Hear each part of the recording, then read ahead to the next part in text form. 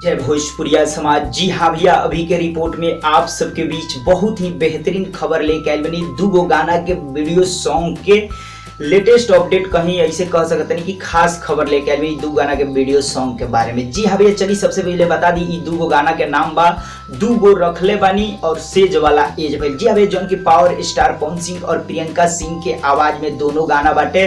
और आप सबके बता दी भैया, सेज वाला एज भइल गाना के लिखले बने अरुण बिहारी जी और ये गाना में म्यूजिक दल बने छोटे बाबा। और उन्हें दूगो रखले बानी गाना के लिखले बने प्रकाश बारूद जी और गाना म्यूजिक दल बने छोटे बाबा। जी हाँ भैया, आप सबको बता दी दोनों गाना के ऑडियो सॉन्ग रिलीज हो चुकल बटे। और सबसे जो खास खबर लेके आई वीडियो सॉन्ग के बारे में। जी हाँ भैया, आप सब कुछ दिन पहले देखत रही पोस्ट वोस्ट के माध्यम से और बहुत जगह खबर के भी माध्यम से आप सब देखत रही कि सेज वाला एज भइल और दूगो रखले बानी गाना के शूटिंग कंप्लीट हो गई। जी हाँ भैया, तो आप सबके उम्मीद हो गई कि एडिटिंग हो जाए ओकरा बाद आप सबके बीच वीडियो सॉन्ग आई। तो जी हाँ भैया, खास रिपोर्ट यही पर पता करके लेके आए। जी हाँ भैया, बहुत लोग कमेंट के माध्यम से भी हमसे पूछल हुए कि ई सब गाना कब आ रहा बा वीडियो सॉन्ग, सेज वाला एज भइल और दूगो रखले बानी गाना के वीडियो सॉन्ग कब तक आई। तो लोग काहे पूछ रहा बा, कि वो लोग को पता बा कि गाना के शूटिंग कंप्लीट हो गई बा, यही से पूछ रहा बा कमेंट के माध्यम से। तो हम रिप्लाई ना देते रहे, काहे कि हम कहनी पर पता करके आप सबके एक रिपोर्ट के माध्यम से बताएं। तो रिपोर्ट के माध्यम से हम बता रहा बनी, एकदम खास खबर लेके आई बनी।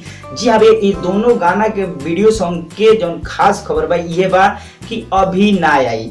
काहे कि अभी दोनों गाना के शूटिंग नहीं के भइल। जी हाँ भैया, दोनों गाना के शूटिंग नहीं के भइल। जहाँ से भी आप सब खबर जननी और पोस्ट देख रही, मतलब जहाँ से भी आपके सबके कान में आयल कि दोनों गाना के शूटिंग कंप्लीट हुई, बता आप सबको बता दी दोनों गाना के शूटिंग अभी तक कंप्लीट नहीं के भइल। आज रिपोर्ट बता रहा बनी, आज तक अभी कंप्लीट नहीं के भइल। आगे कब शूटिंग हुई और कब गाना आई एक कोनो अभी ऑफिशियली अनाउंसमेंट नहीं के।